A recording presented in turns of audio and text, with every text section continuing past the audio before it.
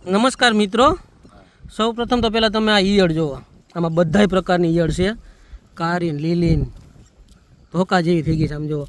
અને આ ઈર બધી જમીનની અંદર, અત્યારે જમીનની અંદર વહી જાય છે.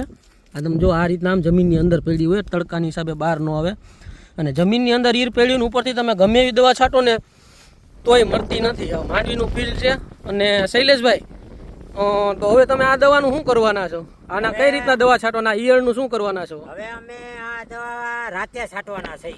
આજ રાતના દવા છાંટવાની. હીરું હજી જમીનમાં વહી જાય છે એટલે દવા કોઈ કામ નથી કરતી.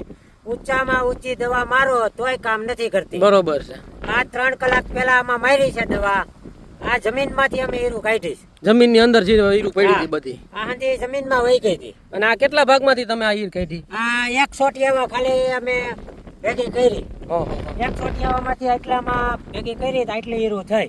એ જમીનની અંદર. તમે એટલા વર્ષમાં ક્યારે આવો ઈયળનો એટેક જોયો? પેલો ડોઝ આવ્યો એટેક. આવો એટેક કે આટલી હીરું આવી. દવાના ડોઝે કામ નથી કરતો આમાં. બરોબર છે. હા, હવે તમે ગમે ખેડૂને રાતે ડોઝ મારજો. આવી હીર હોય એટલે રાતે ડોઝ મારો.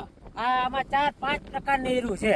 તમે રાતે આમાં દવા છાંટવાના છો? હા, આજે રાતે આમાં છાંટવી છે. તો આપણે એમનું રિઝલ્ટ કાલ છે ને વિડીયોના માધ્યમથી બધા ખેડૂત મિત્રોને બતાવશું. તમને રિઝલ્ટ મળશે. બરોબર છે. એટલે કાલે પાછો વિડીયો અપલોડ કરશું રિઝલ્ટ કેવું આવ્યું. બરોબર. જય જવાન જય કિસાન. અસ્તુ.